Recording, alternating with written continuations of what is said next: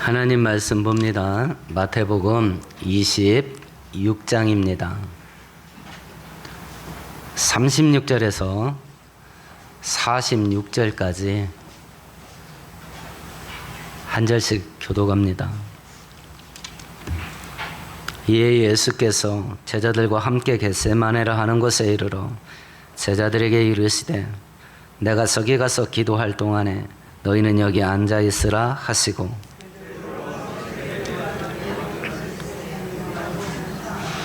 이에 말씀하시되 내 마음이 매우 고민하여 죽게 되었으니 너희는 여기 머물러 나와 함께 깨어 있으라 하시고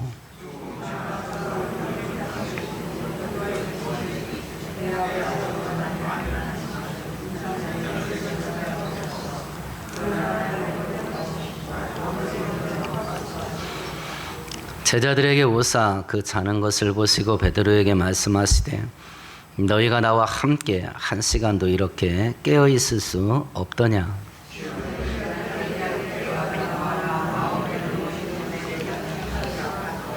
다시 두 번째 나와 기도하여 이르시되 내 아버지여 만일 내가 마시지 않고는 이 잔이 내게서 지나갈 수 없거든 아버지의 원대로 되기를 원하나이다 하시고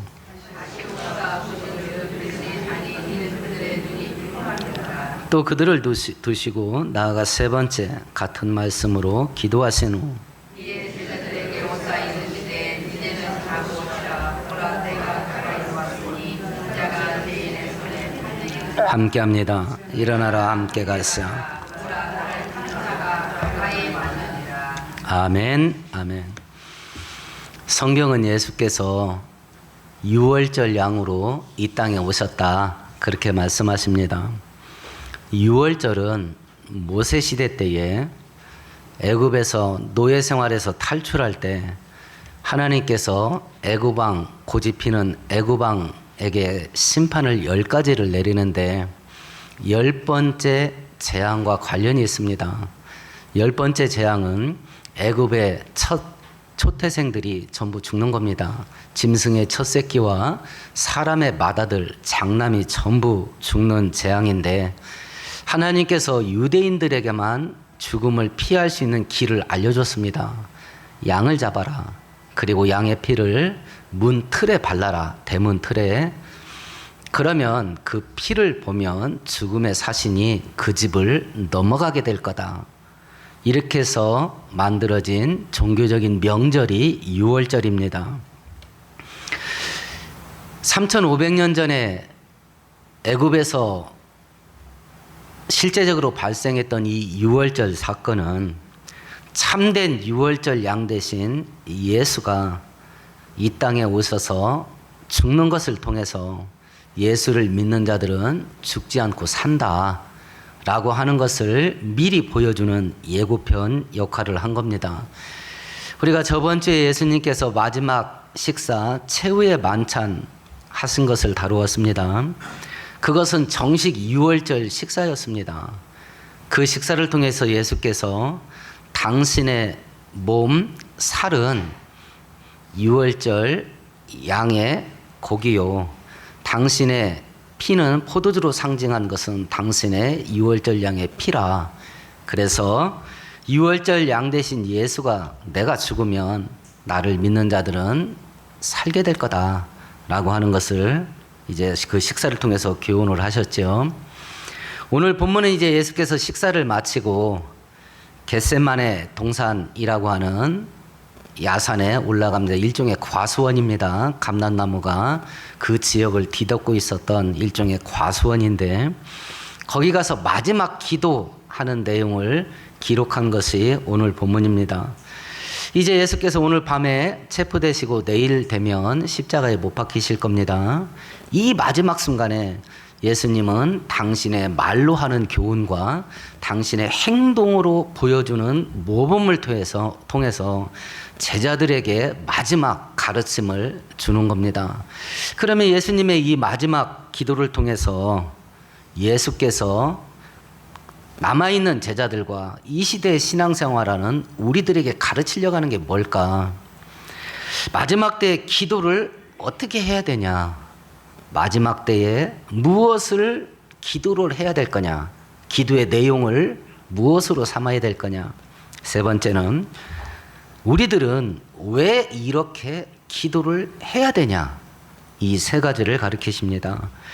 예수님의 기도의 모범을 바라보면서 이 마지막 때에 우리 모두가 세상이 감당하지 못할 믿음의 사람들로 회복될 수 있기를 축원드리겠습니다. 이제 예수께서 몸소 보여주신 마지막 기도를 통해서 우리에게 가르치시는 어떻게 기도해야 될 거냐라고 하는 첫 번째 내용을 보면 36절에 겟세마네라고 하는 곳에 가서 기도했다 이렇게 돼 있는데 우리 누가복음 한 구절 찾아보십시다. 22절입니다.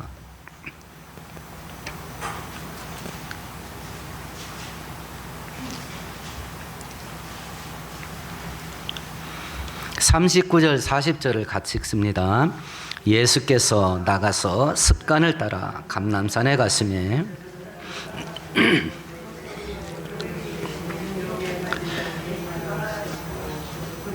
예수께서 예루살렘이나 베다니 지역에 오실 때 되면 습관처럼 그곳에 가서 기도를 했답니다. 이걸 현대말로 39절을 현대말로 이렇게 번역을 했네요. 예수께서 나가시어 늘 하시던 대로 감람산으로 가시니 제자들도 그를 따라갔더라. 이렇게 됐습니다. 늘 하시던 대로. 늘 하시던 대로. 그래서 요한복음 18장에 보면 예수를 팔려고 배신했던 유다에 대해서 이렇게 되어 있습니다. 예수가 그 제자들과 함께 거기서 여러 번 모이셨으므로 예수를 넘겨줄 유다도 그곳을 알고 있었다. 이렇게 되어 있습니다. 그러니까 지금 마지막 기도하러 간 이 장소가 늘 기도하던 장소에 기도하러 간 거예요. 그러면 예수께서 이 마지막 기도를 통해서 보여준 어떻게 기도해야 될 거냐? 라고 하는 첫 번째 주제가 뭐냐면 기도는 생활화되어야 된다. 기도는 습관화되어야 된다. 어쩌다 하는 게 아니다. 어쩌다. 시간 내서 숨 쉬는 분 계세요? 잠깐 틈날 때 숨 쉬자 이러는 분 계시냐고요. 기도가 그런 거다. 기도가 영혼의 호흡 아닙니까? 별명이. 기도가 영혼의 호흡입니다. 우리는 시간 내서 숨 쉬지 않습니다. 항상 숨 쉬고 있어야 됩니다. 예수께서 그걸 보여준 겁니다. 늘 하던 대로, 습관대로, 나쁜 의미의 습관이 아닙니다. 좋은 의미의 습관입니다. 늘 하던 대로 그곳에 가서 기도를 하였다. 이렇게 되어 있습니다. 오늘 밤에 이 기도하다가 잡힙니다. 이 기도하다 잡혀요. 그리고 내일은 십자가에 못 박혀 죽게 될 겁니다. 그런데 가는 거예요. 왜냐하면 늘 하던 일이니까. 감리교회 창시자였던 웨슬레 목사님에게 어떤 사람이 이렇게 물었다 그래요. 내일 예수님이 오신다면 오늘 어떻게 사실래요? 내일 예수님이 오신다면. 내일 예수님이 오신다면 세상에 많은 사람들이 내일 우리 다 죽을 거니까 오늘 먹고 마시자. 이렇게 한답니다. 성경은. 오늘 먹고 마시자. 내일 예수님이 오신다면 오늘 어떻게 하실랍니까? 대답이 뭐였냐면 어제 하던 대로 할 겁니다. 성도는 매 순간순간 하나님 중심으로 사는 겁니다. 매 순간순간 성경대로 경건 생활하면서 사는 겁니다. 내일 예수님이 오신다고 해서 오늘 특별한 일을 하는 거 아닙니다. 하던 일 하는 겁니다. 하던 일. 그게 진짜 성도예요. 기도를 어떻게 해야 될 거냐? 하던 대로 하는 거다. 습관대로 하는 거다. 그래서 기도가 일상 가운데 생활의 일부가 돼야 된다. 왜 그러냐? 지금은 재림이 임박한 마지막 때라서 그렇다. 그러면 한국 현대 기독교인들 가운데 기도하고 성경 읽는 거 이건 신앙생활의 가장 기본인데 이걸 왜 못하냐? 그냥 거의 100% 핑계는 두 가지입니다. 첫 번째가 시간이 없어요. 바빠요. 두 번째가 피곤해요. 이 두 가지로 그냥 다 가름합니다. 이 두 가지로. 근데 정작 본인들이 내 인상에서 이건 진짜 중요한 거야 라고 하는 건 다 했을 겁니다. 각자 자기 생활을 돌아보세요. 자기들이 중요하다고 생각한 건 그 바쁜 와중에도 다 했을 겁니다. 자기들이 중요하다고 생각한 건. 이 시대가 얼마나 위험한가 하면 조심하세요. 지금 이 시대는 이 미디어라고 하는 거, 방송, 통신이라고 하는 것이 우리의 뇌와 우리의 심리를 장악했어요. 나는 나도 모르는 사이에 세뇌당했습니다. 나도 모르는 사이에 세뇌당해서 대표적으로 광고를 생각하세요. 기업들의 마케팅을 생각하시고 그 물건을 사지 않으면 시대의 뒤진 인간이 되게 만들어요. 저 때만 해도 밥을 왜 먹습니까? 밥을 왜 먹어요? 답이 뭐예요? 살라고 먹는 겁니다. 지금 이 시대는 놀고 즐기는 것을 못하면 그건 사람도 아니에요. 그거 못하고 일만 하는 사람들을 세상에서 나고자 실패자 루저라고 그러잖아요. 애들끼리도 놀림당합니다. 그래서 방학 때가 되면 아이들을 외국에 한번 데리고 나갔다 와야 된대요. 걔하고 나면 애들끼리 외국 갔다 온 얘기를 한대. 그럼 못 갔다 오면 걔 왕따 된다는 거야. 놀고 즐기는 것을 못하면 지금 이 시대는요 사람이 아닙니다. 그래서 각자 본인들도 놀고 즐기는 걸 계획을 할 거 아니에요. 과거에는 먹는 것은요 살려고 먹었습니다. 지금은요 먹는 것도 재밌어야 돼. 그래서 먹방 아니에요. 그래서 맛집 탐방 아닙니까? 살라고 먹는 시대가 아니에요. 재밌으려고 먹어. 먹는 것도. 이런 시대 속에 놀고 쉬고 재밌는 거 하는 거 이건 안 할 수가 없어. 그 바쁜 와중에도 그 피곤한 와중에서도 이건 했을 거 아니에요 다들. 그러니까 정답이 뭐냐면 내가 하는 행동을 통해서 내가 무엇을 중요하게 여기고 사는지 내가 증명하는 거예요. 그 바쁜 와중에도 이런 걸 한다니까. 그런데 기도하고 성경 읽고 경건 생활하는 것은 바빠서 못해. 그 이야기는 그게 내 인생 속에 별로 중요하지 않다라고 내가 스스로 증명하고 사는 겁니다. 스스로 증명하고. 오늘 성경은 예수께서 말하는 겁니다. 기도를 어떻게 해야 될 거냐? 그건 생활의 일부여야 된다. 그것은 습관이어야 된다. 틈내서 숨 쉬는 게 아니듯이 우리가 계속 숨을 쉬듯이 기도는 그렇게 하는 거다. 그래서 쉬지 말고 기도하라 라는 말씀이 여기서 생기는 것이요. 마가복음 1장 한번 찾아볼까요? 마가복음 1장입니다. 34절, 35절 같이 읽습니다. 예수께서 각종 병이 든 많은 사람을 고치시며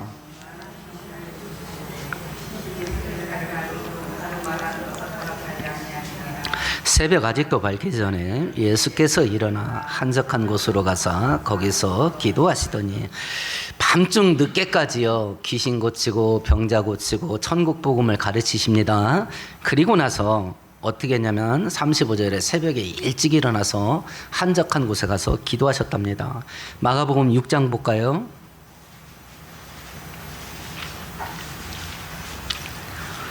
(45절) (46절입니다) 같이 읽습니다. 예수께서 즉시 제자들을 재촉하사 자기가 무리를 보내는 동안에 배 타고 앞서가서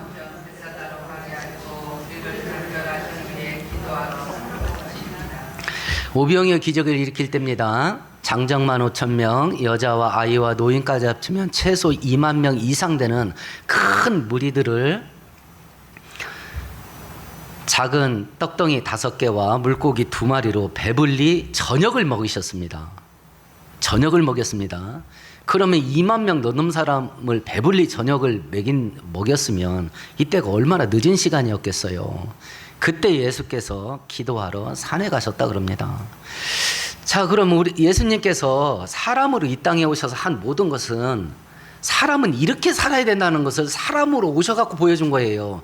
아유, 예수님이나 하니까 그렇게 사는 거지. 이게 아니에요. 사람은 이렇게 살아야 된다는 걸 사람으로 오셔서 보여준 거라고요. 새벽에 일찍 일어나서 기도로 준비합니다. 기도하면서 하루 종일 일을 하십니다.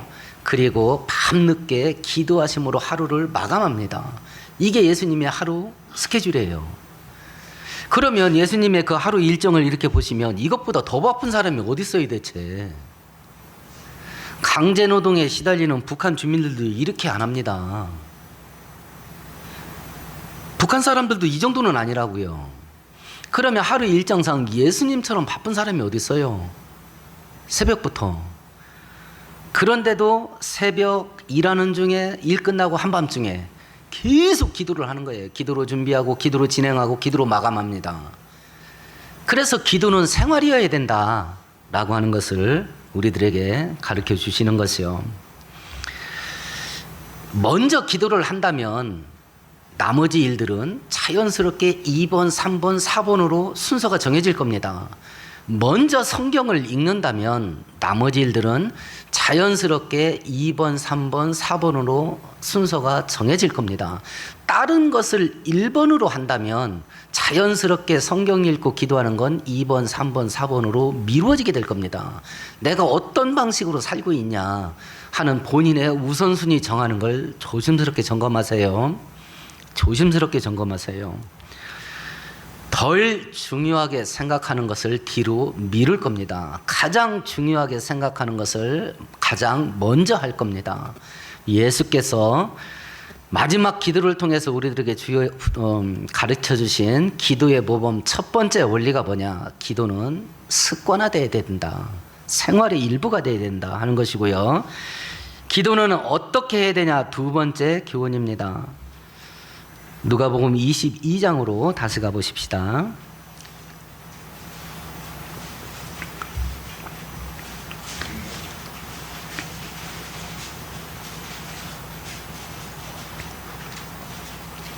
(44절) 같이 읽습니다. 예수께서 힘쓰고 애써 더욱 간절히 기도하시니. 오늘 예수께서 기도하는 장소 이름이 뭐였어요? 오늘 본문 36절에 보면 겟세마네입니다. 겟세마네라는 단어의 원래 뜻이 뭐냐면 기름 짜는 집이라는 뜻이에요. 기름 짜는 집. 우리 시장에 가면 기름 짜는 가게 있죠? 기름 짜는 집입니다. 묘하게 일치됩니다. 기름 짜는 집이라는 장소에 가셔서 예수께서 기도를 하는데 자기 진액을 짜내서 기도를 합니다. 땀방울이 핏방울 같이 떨어졌다 하니까 기름 짜는 곳에 가셔서 자기의 진액을 짜내서 기도를 합니다. 이게 뭔 뜻이겠습니까? 기도를 어떻게 해야 된다는 뜻이에요? 전심전력하는 겁니다. 기도는 해보는 거 아닙니다. 많은 현대 기독교인들이 기도를 해봐. 기도는 해보는 게 아니에요. 기도는 전심전력하는 겁니다. 진액을 빼내는 거예요. 진액을 빼내는 거. 그러면 진액이 빠지는 기도를 하려면 어떤 것이 우리로 하여금 전심전력하는 기도, 진액이 빠지는 기도 하게 만들까요? 간절함입니다. 간절함. 이거 아니면 나 죽는다. 이 간절함이 진액을 짜는 그런 기도를 하게 돼요. 이거 아니면 안 된다. 이거 아니면 안 된다. 기도를 한번 해보자. 되면 좋고 아니면 말고. 우리 한국 성도들 중에 많은 경우가 기도를 복권 사놓고 당첨 기다리는 것처럼 기도하는 분들이 굉장히 많아요. 복권 살 때 됐으면 좋겠어요? 안 됐으면 좋겠어요? 간절하죠. 인생이 바뀌어지는데 로또가 되면. 그럼 안 되면 어떡할 거예요? 그럼 할 수 없죠. 어떻게 하겠어요? 기도를 왜 해요? 됐으면 좋겠잖아요. 그럼 내가 기도한 대로 안 되면 어떡할 거예요? 할 수 없지 뭐. 그럼 복권 사놓고 로또 기다리는 거나 기도하고 응답 기다리는 거나 뭐가 틀리냐? 뭐가 틀리냐? 기도를 해봅니다. 그래서 기도의 능력이 안 나타나요. 기도는 진액을 짜내는 겁니다. 전심전력하는 거예요. 그렇게 만들어주는 원동력은 기도의 인생을 걸어야 돼요. 기도의 인생을 걸어야 됩니다. 그리고 실제로요, 기도의 인생 걸면 인생이 바뀝니다.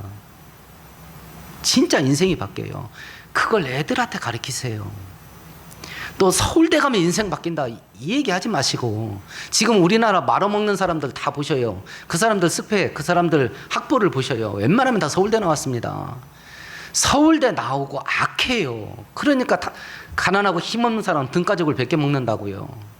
그리고 나라를 말아먹지 않습니까? 이재명 씨가 자기 측근들하고 우리가 이 나라 말아먹자 그래 그러고 술 마셨다잖아. 대박 아닙니까? 진짜 우리 팔자를 바꿀 수 있는 것은 기도예요. 그 기도에 인생을 걸면 우리 인생이 바뀝니다. 우리 인생이 바뀌게 하는 기도는 어떤 기도냐? 진액을 빼는 기도다. 전심전력에 해야 된다. 그걸 당신께서 몸소 보여줘요. 땀방울이 핏방울처럼 떨어지는 그런 기도를 하시면서, 기도는 이렇게 하는 거다.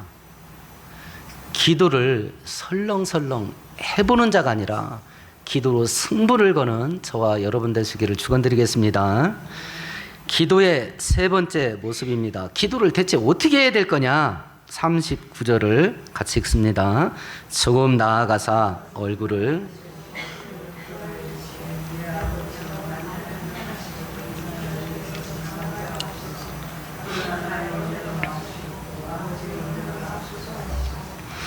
하나님 대신 예수께서 친히 사람으로 이 땅에 오셔서 기도로 하나님께 나갈 때 어떤 모습으로 나갔냐면 무릎을 꿇고 얼굴을 땅에 댔답니다. 겸손의 무릎으로 하나님께 나가는 겁니다. 완전한 복종의 뜻을 하나님께 보이면서 기도를 하는 것이요. 우리가 하나님께 왜 겸손해야 되냐? 겸손이 뭡니까? 반대로 생각해 보. 교만이 뭡니까? 성경이 교만을 뭘 교만이라고 합니까? 성경에서 말하는 교만입니다. 성경에서 말하는 교만이 뭡니까? 나 하나님 없어도 돼. 하나님이 안 도와줘도 돼. 나 하나님 의지하지 않아도 돼. 나 하나님 믿지 않아도 돼. 이게 교만이라 그럽니다. 그럼 겸손은 뭐겠습니까? 거꾸로니까 나 하나님 없으면 안 됩니다. 나 하나님이 안 도와주면 안 됩니다. 나는 전적으로 하나님을 의지해야 됩니다. 이게 겸손이에요. 기도하러 나갈 때 그 마음으로 가서 기도를 해야 된다라는 것이요. 하나님은 창조자입니다. 나는 피조물입니다. 그래서 겸손해야 됩니다. 하나님은 전능자입니다. 나는 무능력자입니다. 그래서 겸손해야 됩니다. 하나님은 더러운 것이 하나도 없는 거룩한 자입니다. 그러나 나는 전적으로 타락한 죄인입니다. 그래서 겸손해야 됩니다. 야고보서 4장에서 말씀합니다. 하나님께서 교만한 자를 물리치시고 겸손한 자에게 더 큰 은혜를 베푸시노라. 그래서 겸손해야 됩니다. 그래서 기도를 할 때 승부를 거는 겁니다. 하나님이 나 도와주지 않으면 나 죽습니다. 그런 마음과 태도로 한번 기도로 승부를 걸어보세요. 기도로 승부를 걸어보세요. 그렇게 인생의 절벽 끝에서 기도로 한번 승부를 걸어본 사람은 마음에 담대함이 생깁니다. 마음에 담대함이 생겨요. 이 경험이 없게 되면 작은 인생에 살랑 바람만 불어도 인생이요 사시나무 떨리듯 떨립니다. 승부를 걸어본 적이 없어. 그래서 살랑 바람만 불어도 막 인생이 쓰러지는 거예요. 인생이 무너집니다. 찬바람만 불어도. 하나님께서 우리들에게, 제가 자주 반복하죠, 이 두꺼운 성경 속에서 부모 대신 내 아버지 대신 하나님이 자식인 나한테 가장 중요한 말을 가장 많이 했겠다.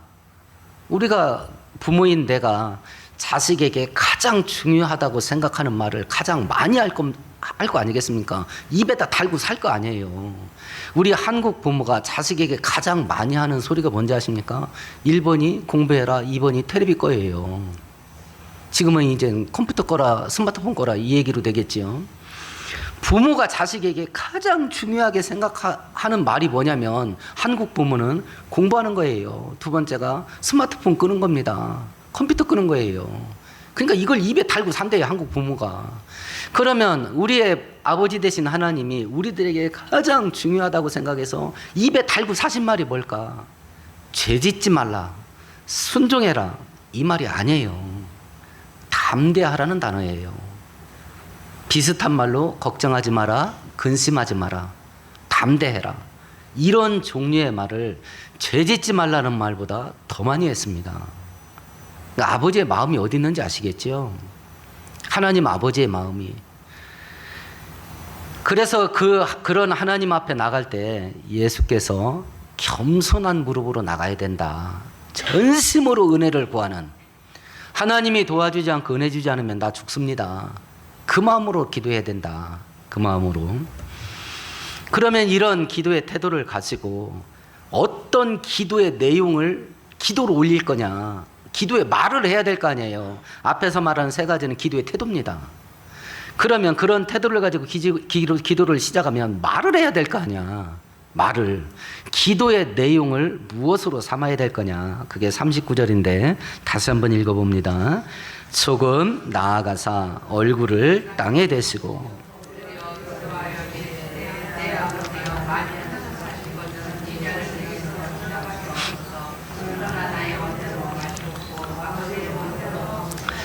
이 39절의 내용의 말을 가지고 3번 반복해서 기도합니다.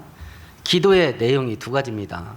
첫 번째는 하나님, 이 잔, 십자가에서 죽는 이 일을 할 수만 있으면 나 안 하고 싶습니다.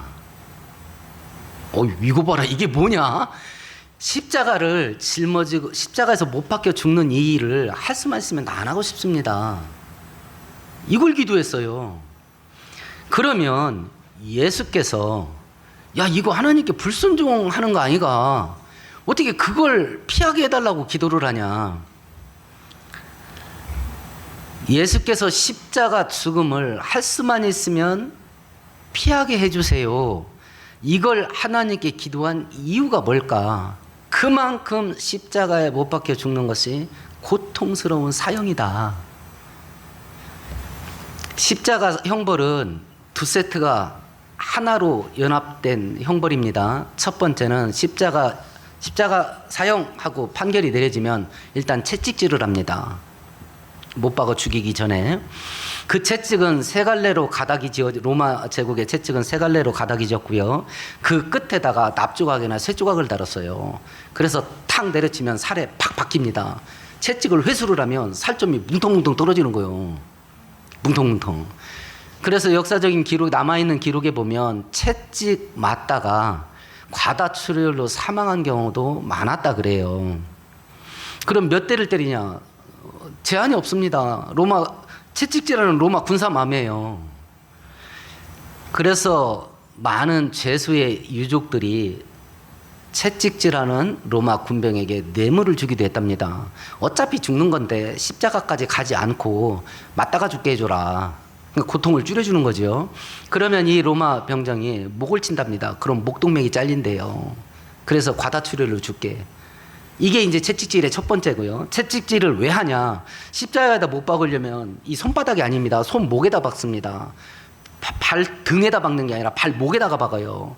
그러면 손목, 발등이 뭐냐면 모든 신경이 지나가는 자리예요. 거기다 못 박으면 벼락 맞는 번개 맞는 것 같이 충격이 오는 거예요. 신경이 끊어지니까. 그럼 얼마나 몸부림치겠어요. 그러니까 미리 진을 빼는 거예요. 발악 못하게. 채찍질을 해가지고요. 예수님은 이 채찍질을 과도하게 맞았던 것 같습니다. 이 채찍질을 끝나면 사형수가 자기 십자가를 지고 골고다까지 가야 되는데 예수님은 가다가 그걸 못했어요. 그래서 지나가는 구레네 사람 시몬이 대신 십자가를 짊어지고 가거든요. 십자가에서 못 박히게 되면 건강한 사람은 대략 3일 정도 이렇게 매달려 있다가 죽는다 그럽니다.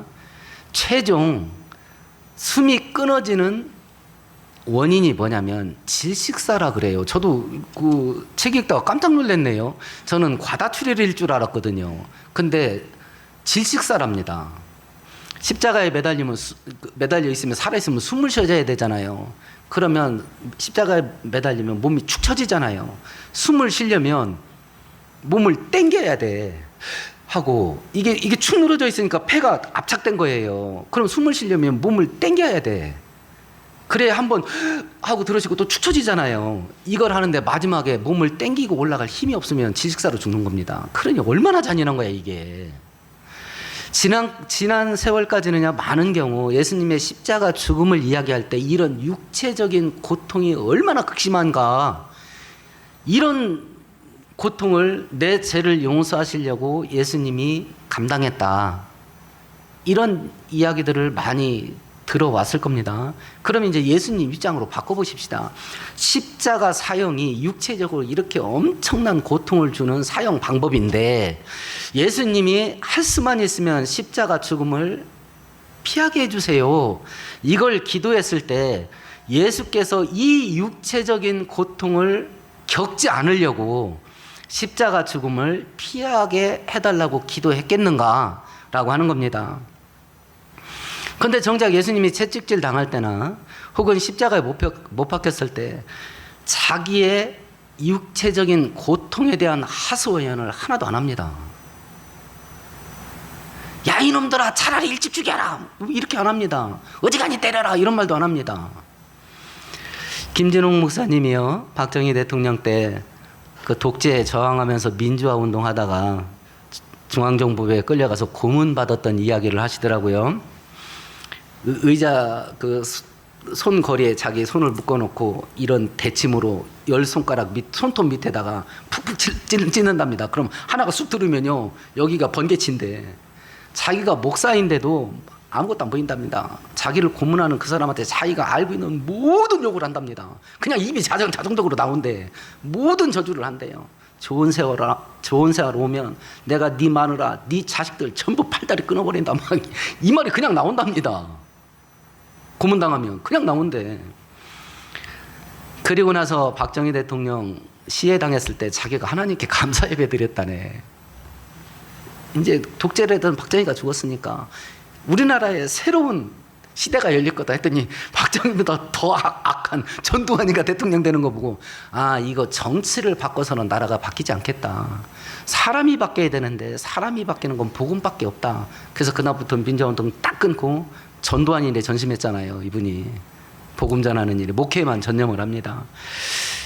외국에 갈 일에서 비행기 탔는데 가까이 옆에 자기 여기다 대침 박았던 그 사람이 앉아 있더라는 거예요. 그 비행기 안에 눈이 딱 마주쳤답니다. 이 사람이 막 소스라치게 놀라가지고 비행기 복대에다 무릎을 꿇고 목사님 잘못했습니다, 용서해 주세요 이러더라는 거야.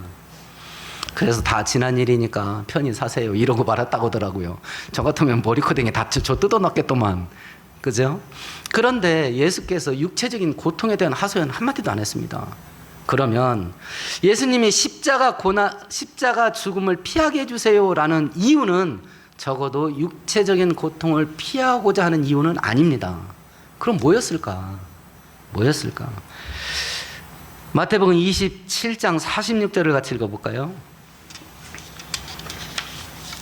같이 읽습니다. 제9시쯤에 예수께서 크게 소리질러 이르시되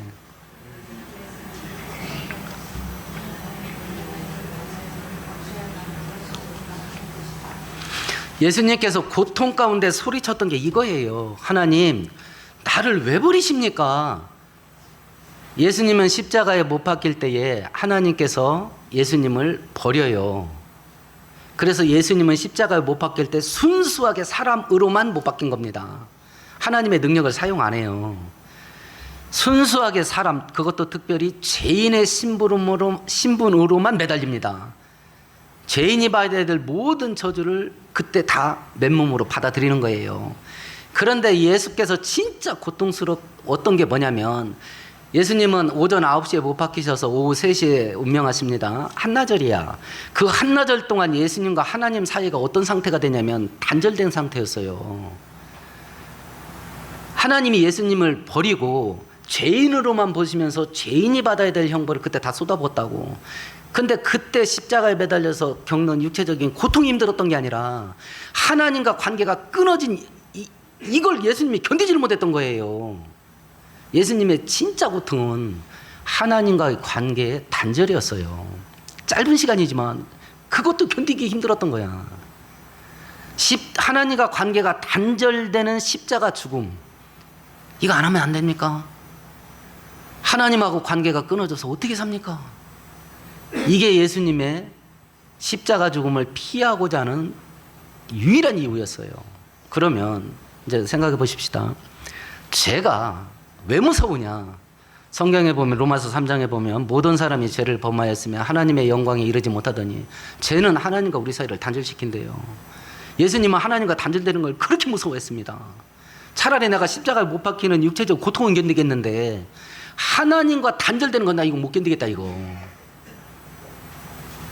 근데 죄가 나와 하나님 사이를 어떻게 만드냐면 단절시킨답니다. 이사야 59장에 이런 말을 합니다. 내가 손이 짧아서 너희를 구원하지 못함도 아니요, 내가 귀가 없어서 너희의 기도 소리를 듣지 못함도 아니다. 오직 너희의 죄가 너와 나 사이를 갈라놓았다. 그러면 하나님과 우리 사이를 갈라놓는 게 죄인데, 죄 짓는 걸 어떻게 생각하세요? 본인들은 각자 생각해 보세요. 죄 짓는 걸, 불순종하는 걸 내가 어떻게 생각하는가? 내가 십자가에 못 박혀 죽으면 죽었지, 하나님과 단절되게 만드는 이 죄 짓는 구렁텅이로 나 못 들어간다. 차라리 나를 죽여라. 이런 마음이어야 되는데 죄 짓는 걸 어떻게 생각하십니까? 가볍게 생각하겠죠. 왜 이렇게 제가 잘할까요? 제가 그렇게 살고 있지 않습니까? 목사인 제가. 죄 짓는 거 가볍습니다. 죄 짓는 거 하찮게 여기면서 삽니다. 심지어는 죄 짓는 걸 당연하다고 생각합니다. 세상이 이렇게 돌아가는데 내가 성경대로 살아서 어떻게 돈 버냐? 세상이 이렇게 악한데 내가 성경대로 살면 나만 피해보고 살 건데 내가 미쳤냐 그렇게 살게. 지금은 어쩔 수가 없다. 세상이 그러니까. 그러고 살 거 아니겠습니까? 우리 모두가 다. 예수님이 십자가를 피하려고 했던 이유는 하나님과 단절되기 때문이고, 그걸 죽는 것보다 더 싫어했어요. 그러면 이 모습을 우리들에게 보여줄 때 예수께서 가르치려고 하는 핵심 주제가 뭐냐? 죄가 이렇게 무서운 거다. 죄가. 그래서 죄와 싸우되 피 흘리기까지 싸워야 될 이유가 여기 있는 겁니다. 우리는 지금 이 시대 사람들이 얼마나 흉폭해지는지, 갑자기 막 작년, 올해 사이에 이 흉폭 범죄가 엄청나잖아요. 특별히 애들 범죄가. 그러면 얘네들이 5년, 10년 후에 30대, 40대 됐다고 가정해 보십시다. 우린 진짜 생지옥을 보게 될 겁니다. 생지옥을 보게 될 거예요. 죄악이 홍수가 나고 폭발이 일어날 건데 대체 이 죄악이 넘쳐나는 세상 속에서 나는 이 죄 문제를 어떻게 바라봐야 될 거냐, 고민이 있어야 되지 않겠습니까? 예수님께서 마지막 기도를 통해서 교훈하는 게 이 내용인데 고민이 있어야 되지 않겠습니까? 고민이. 그리고 나서 곧바로 기도의 내용을 바꾸시지요. 오늘 보면 42절 같이 읽어봅시다. 다시 두 번째 나아가 기도하여 이르되.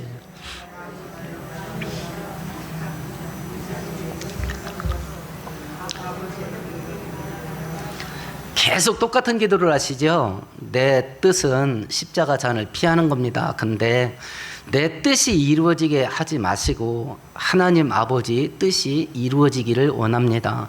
기도를 대체 어떻게 해야 됩니까? 우리가 마태복음 5장 6장 다루면서 주기도문을 통해서 거의 한 달 넘게 주기도문을 살피면서 기도를 하는 방식에 대해서 배웠습니다. 이런 식으로 기도를 해라 하고 알려준 게 우리가 흔히 말하는 예배 마칠 때 암송하는 주기도문입니다. 그 첫 구절이 뭡니까? 하늘에 계신 우리 아버지. 그 다음에 뭐예요? 뜻이 하늘에서 이루어진 것 같이 땅에서도 이루어지기를 원합니까? 이거 아닙니까? 기도를 시작하면 기도의 핵심 주제가 뭐냐?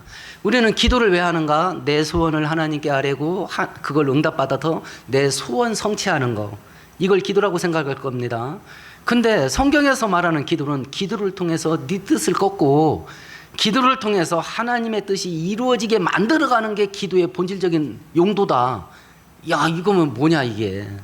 내가 생각하는 기도의 용도, 하나님이 생각하는 기도의 용도, 이게 완전히 끝과 끝이다. 나는 기도를, 내 소원을 하나님께 말씀드려서 하나님께 응답받아서 내 소원을 성취하는 걸 기도라고 생각하는데, 하나님은 기도를 통해서 네 뜻을 꺾고 기도를 통해서 하나님의 뜻이 이루어지게 만드는 용도로 기도를 써라. 지금 이러고 있잖아요. 예수님도 3번 반복 기도하면서 계속 자기 뜻을 꺾어요. 계속 자기 뜻을 꺾습니다. 하나님의 뜻이 이루어지게 해달라고 하나님의 뜻을 세워요. 자기 뜻을 꺾고. 돈 많이 벌어서 부자 되고 싶은 마음이 있을 겁니다. 예, 부자 되게 해달라고 기도하셔요. 돈 많이 벌어서 부자 되는 이유가 뭡니까?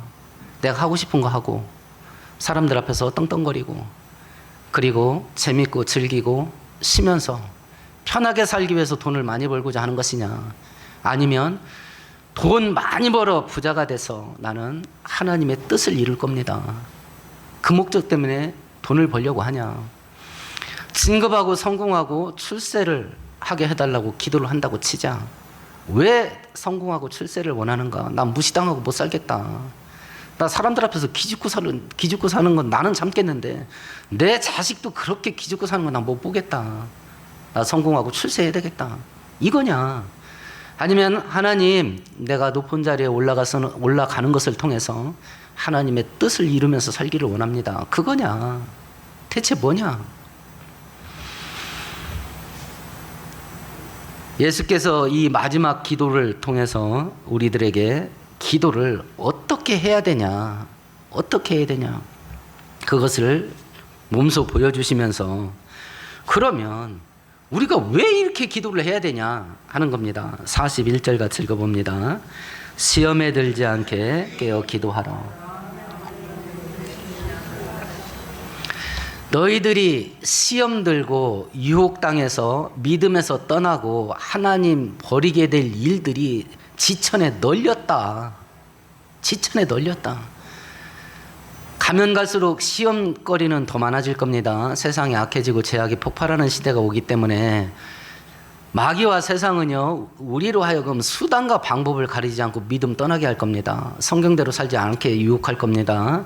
신앙 지키면서 살지 못하게 만들 겁니다. 그런 일들이 니네 주변에 지뢰밭처럼 깔렸다. 그래서 기도해야 된다. 그래서 기도를 통해서 하나님의 은혜를 공급받고, 그래서 능력 있는 믿음의 사람이 되어야 이거 이긴다.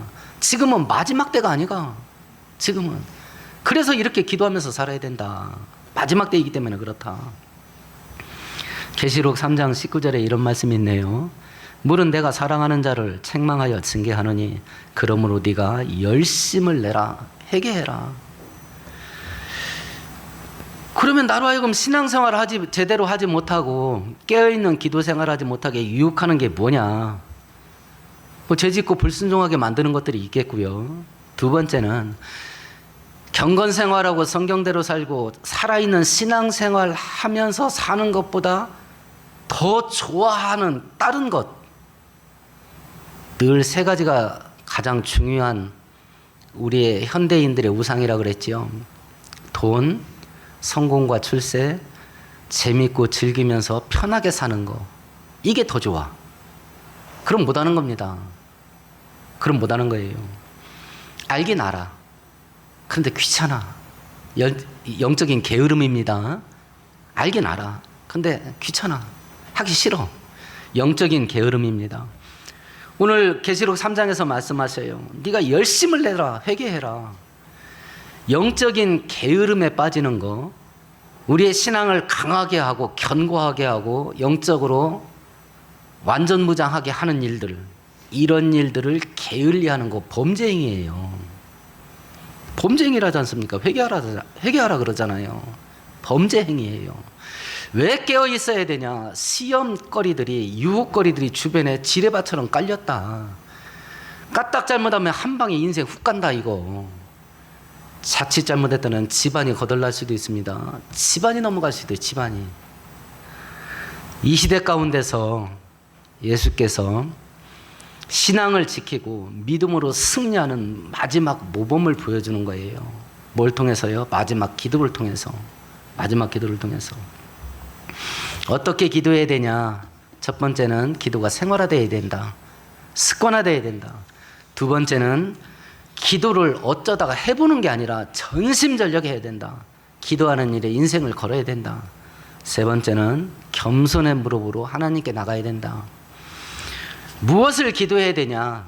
하나님의 뜻이 이루어지게 해달라고 기도해야 된다. 내 뜻을 고집하는 거 아니다. 내 뜻을 관철시키는 게 기도가 아니다. 내 뜻을 꺾고 하나님의 뜻이 이루어지게 만드는 게 기도다. 왜 이런 기도를 하면서 살아야 되냐? 재림이 임박했기 때문에 그렇다. 주님 다시 오실 날이 가까운 위험한 때다. 그래서 깨어 기도해야 된다. 시험거리가 지체내 널렸다. 오늘 말씀 생각하시면서 우리 함께 통성으로 기도하십시다.